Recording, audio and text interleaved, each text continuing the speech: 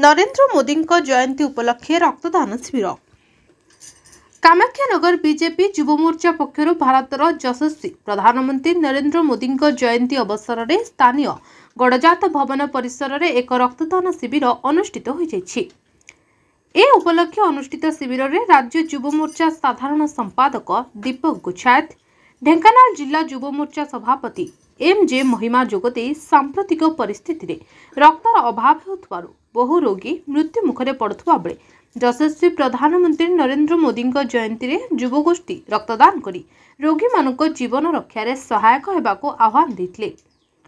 Doctor Siddharth Shankar बेउरा प्रत्यक्ष तत्वावधान में 55 ऊर्ध्व यूनिट रक्त संग्रह करा जायछि। एथिरे युव मोर्चार समस्त सदस्य उपस्थित रही सहयोग करथिले।